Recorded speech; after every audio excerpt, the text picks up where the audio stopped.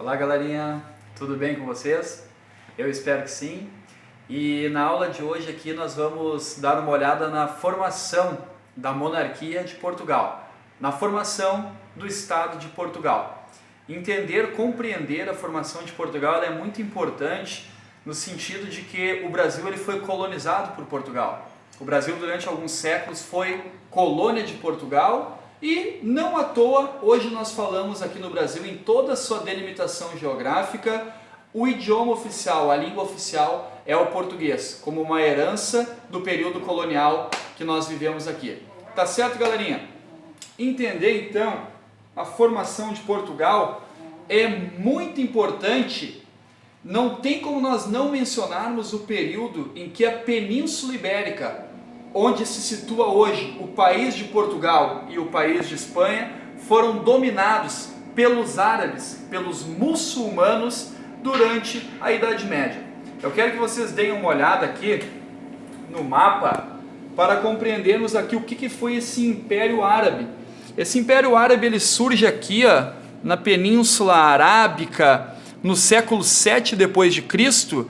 E ele vai se expandir por todo o norte da África, passando aqui por Egito, Líbia, Tunísia, Argélia, Marrocos, e vai chegar também aqui na Península Ibérica, dentro do continente europeu. Península Ibérica é a região geográfica onde se localiza hoje Portugal e Espanha. Esse Império Árabe, então, ele vai sair daqui do Oriente Médio, vai se expandir pelo norte da África e vai chegar até a Península Ibérica dentro da Europa.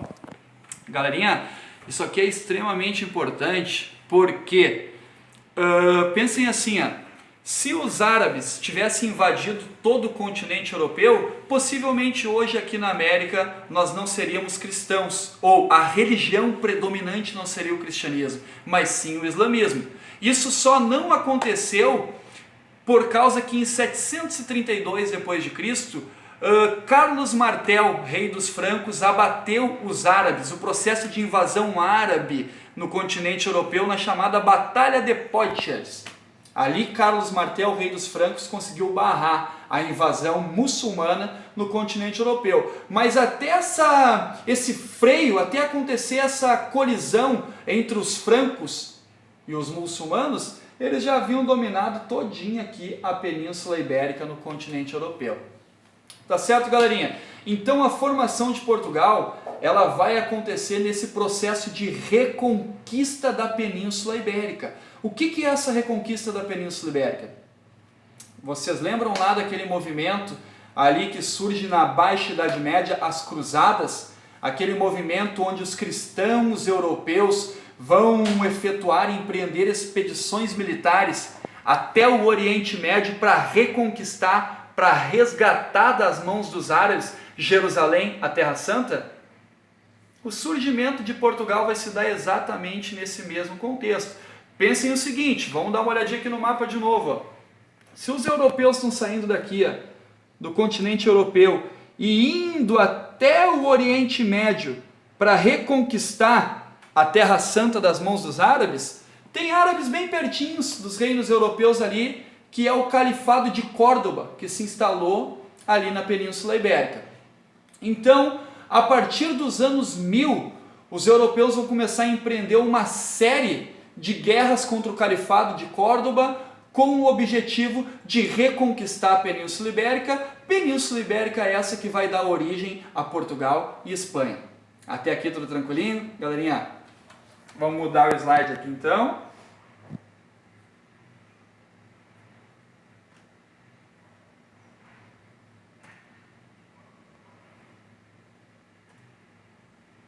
Vamos dar uma olhadinha aqui nesse mapinha aqui também, para situar bem vocês em amarelinho aqui, onde vai surgir Portugal, e o restante aqui da Península Ibérica mais a oeste, o Reino de Espanha, que também vai estar surgindo aqui um pouquinho depois desse momento aqui.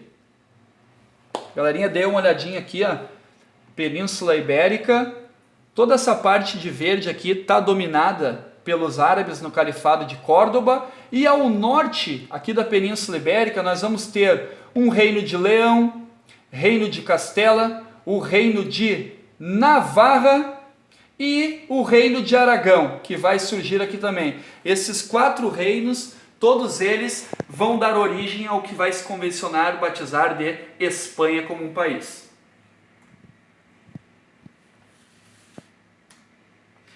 Galerinha, então aqui, ó, o que vai acontecer? Então nesses anos 1000, os europeus vão estar reunidos para ir expulsando os árabes da Península Ibérica. Vai ser nesse contexto aqui que aqueles reinos do norte da Península Ibérica, ali, que os espanhóis vão estar efetuando expedições contra os árabes, que eles vão ir expulsando, cada vez mais mandando embora os muçulmanos dali, e é aí que o rei Henrique da dinastia da Casa de Borgonha, na Europa, ele vai oferecer ao reino de Castela um amparo militar para fortalecer eles nessa guerra contra os árabes.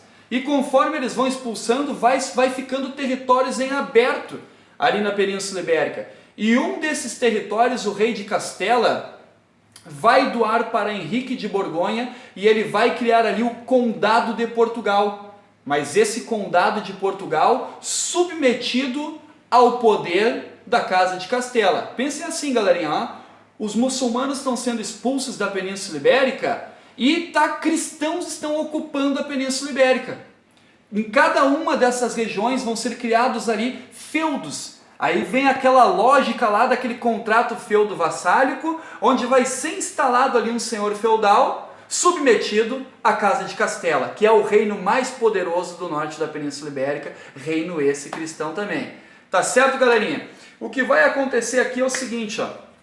Em 1139, o rei Afonso Henrique vai romper com o domínio da Casa de Castela e vai proclamar a independência de Portugal. A partir daqui, Portugal já não é mais um condado feudal. A partir daqui, com o Afonso Henrique, o primeiro rei da dinastia Afonsina, a dinastia de Borgonha, Portugal vai se tornar independente. Vai se formar um reino independente dentro da Península Ibérica. E agora, além da guerra contra os muçulmanos, para terminar a expulsão deles ali, o reino de Portugal vai travar uma guerra contra a Casa de Castela também. Aqui surge, pessoal, em 1139, a monarquia de Portugal.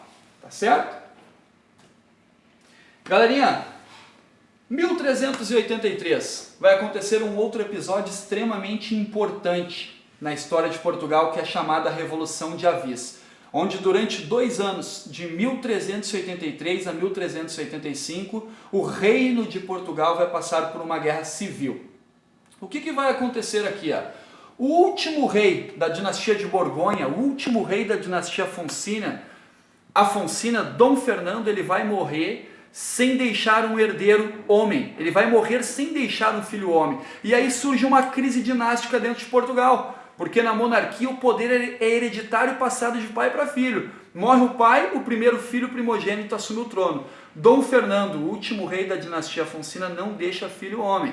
Vai se instaurar uma disputa aqui entre a nobreza, aquela nobreza feudal com base no mundo agrário, na agricultura, que vai apoiar a viúva de Dom Fernando, a Dona Leonora, para que ela se torne rainha de Portugal.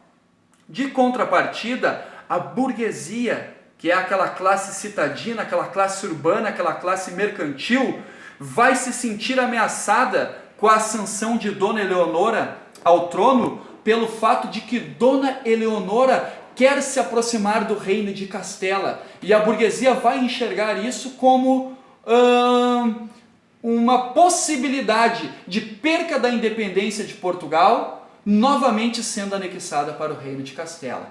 Na Revolução de Avis, então, galerinha, vai ter um choque, um conflito aqui entre nobreza e burguesia. Nobreza apoia a Dona Eleonora, viúva de Dom Fernando, e burguesia vai apoiar o chamado, um homem conhecido como Mestre de Avis. Por isso a revolução é conhecida como a Revolução de Avis. Durante 2 anos de guerra civil, a burguesia vai vencer a nobreza e então o Mestre de Avis vai ascender ao trono como Dom João I de Portugal, dando origem à dinastia de Avis. Importância dessa Revolução de Avis, galerinha, é a primeira vez na história que um reino vai se centralizar dentro da Europa. Sempre teve reis na Europa, mas tinham reis fracos, que permitiam aos senhores feudais mandar e desmandar nas suas localidades. Quando o mestre de aves ascende ao trono em Portugal, ele vai submeter toda a nobreza feudal ao seu braço forte e poderoso. O mestre de aves vai implantar um sistema de tributação, vai implantar um sistema de imposto a nível nacional em Portugal, onde inclusive a nobreza vai ter que pagar impostos para o rei de Portugal. O mestre de aves ascende ao trono, ele chega no trono, pessoal, alinhadinho com a burguesia, privilegiando os interesses da burguesia e contrariando, de certa parte, os interesses da nobreza feudal. Tá certo, galerinha? Portugal, 1383, Revolução de Avis, Dom João I, primeira monarquia centralizada do continente europeu. Já estamos finalizando aqui, nós só temos que dar uma olhadinha aqui, ó, na importância que vai ter essa centralização política de Portugal, pessoal. Dei uma olhada nesse mapa aqui, ó. Aqui está Portugal na Península Ibérica. Como o rei Dom João, ele tem essa aliança com a burguesia, ele quer promover juntamente com a burguesia a expansão de rotas marítimas comerciais. A burguesia sempre tem aquela lógica de compra por um X num lado e revende lá adiante por 3, 4, 5, 6X, sempre objetivando angariar, conquistar o lucro, conquistar mais capital. E o rei Dom João, então, o mestre de aves, ele tem essa inclinação a encontrar, a descobrir novas rotas marítimas comerciais. E é nesse sentido que a burguesia mercantil portuguesa vai empreender uma navegação pelos oceanos nunca dantes navegados. Qual é o objetivo central de Portugal aqui, galerinha, pós-Revolução de Avis? É encontrar uma rota marítima que os leve até o Caminho das Índias. Eles querem de qualquer forma navegar, encontrar um caminho marítimo que o leve até as Índias. Qual é a importância da Índia nesse contexto? A Índia tem as especiarias orientais, a Índia tem perfumes, a Índia tem tecidos finíssimos e a Índia tem também os condimentos, pimenta do reino, canela, cravo, gengibre, todos esses produtos extremamente valiosos no continente europeu nesse período. Tá certo, galerinha? Vai ser aqui nesse contexto que Portugal vai se tornar o pioneiro, o primeiro reino europeu centralizado que vai dar o pontapé inicial na chamada a Era das Grandes Navegações. Tá certo, galerinha? Vai ser nessa Era das Grandes Navegações, como um resultado, como um desdobramento dessa Era das Grandes Navegações, que os portugueses vão chegar aqui no Brasil e vão colonizar também. Só para finalizar, vamos dar uma olhadinha aqui nos fatores que proporcionaram a Portugal se tornar o pioneiro, ou seja, o primeiro reino europeu a adentrar na Era das Grandes Navegações. Primeiro ponto, galerinha, centralização política. Foi o primeiro que se centralizou, que submeteu a autonomia dos senhores feudais ao braço forte do rei. Segundo fator, aliança com a burguesia. E a burguesia tem que se expandir, ela tem que expandir as suas relações comerciais. Terceiro fator, galerinha, posição geográfica favorável, uma ótima saída para a navegação no Oceano Atlântico. E o último desses fatores, investimento em desenvolvimento de técnicas de navegação com a criação da chamada Escola de Sagres. Tá certo, galerinha? É nessa Era das Grandes Navegações, então, que buscando encontrar um caminho que os leve à rota comercial das Índias, que os portugueses vão chegar aqui às terras do Brasil. Beijão, fiquem em paz.